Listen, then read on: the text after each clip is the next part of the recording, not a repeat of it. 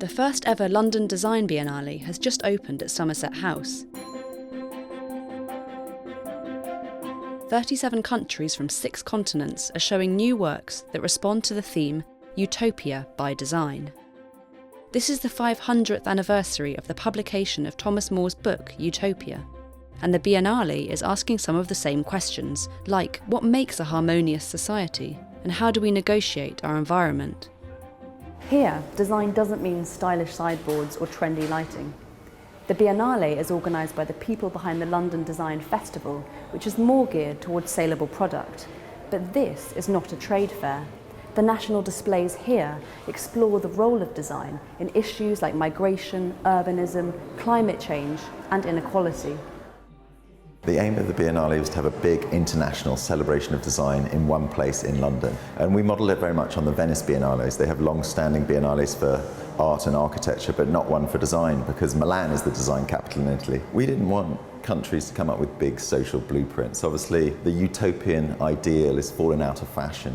But we wanted to rekindle that spirit of optimism that you get in utopian thinking. So we wanted countries to explore alternative futures, ways in which design could address a problem and suggest a solution. And lots of countries have done that. For example, Australia are looking at the problem of ocean plastics and ways in which you can harvest and recycle the plastics that pollute our oceans.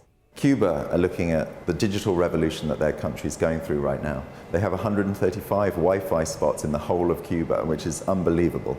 And they all sit around, clustered around their iPhones on the curb.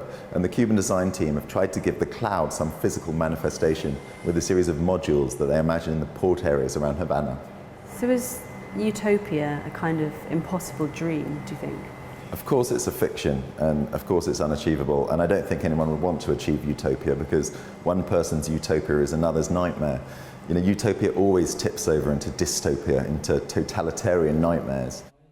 But we still think that there's something that might, some spirit of optimism that might be salvaged from that thinking. We wanted this to be a biennale that explored ideas and concepts. A lot of them are quite artistic. They look at the problem of utopia, for example, in terms of its subjective roots.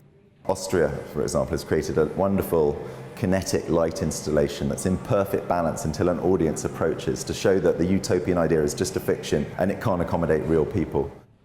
A lot of countries have also looked back at their histories, at the failed utopias in their countries. We're in the Moscow Design Museum's exhibit here, which looks back at this forgotten archive of Soviet design, in which all these Soviet designers were all dreaming of utopia.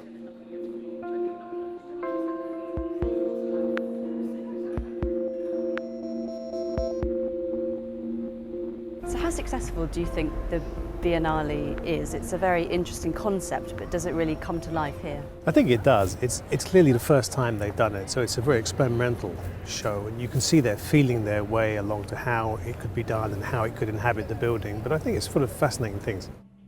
There's a fascinating reconstruction of the CyberSyn network, which is in the Chilean room, which was an early 70s experiment under the Allende government. Really visionary project to try and introduce cybernetics into the way the market and the country worked. So how you would monitor all this centrally. It's a kind of Stanley Kubrick type set, but it actually existed. It was a short-lived experiment because the regime was overthrown. This idea of utopia is underpinning this whole show. Utopia in kind of Thomas More's book means good place, but then it also means no place, which is I guess the idea that this is a kind of impossible perfection. How much do you think design can sort of solve problems or make the world a better place? Well, design is precisely about solving problems. And in a way, any designer has a utopian impulse. That's why they become a designer. And all designs are intended for the future. So you're always trying to make the future a little bit better. Of course, utopia, as you say, is unreachable. But what designers can do is that their training and their talents are precisely in applying their imagination to the big problems of the world, which usually isn't done. Usually they're applied to the smaller problems, the products. So thinking about London as a kind of capital for design, it's even called the capital for design. How do you think this new Biennale changes or affects that landscape? Well, London is, I think you could argue, the capital of design, but it's not necessarily the capital of design production. So the fashion industry is based in Paris, the furniture industry is in Milan, A lot of other industries are in New York or in San Francisco if they're digital. What London is the capital of design ideas. So the best design education is here. A lot of the best designers are based here, even if actually their products are manufactured elsewhere. And what this show does is it enables London to show off its best side, and it shows what can happen if designers are able to apply that design intelligence to the world's bigger problems and not just the smaller consumer products.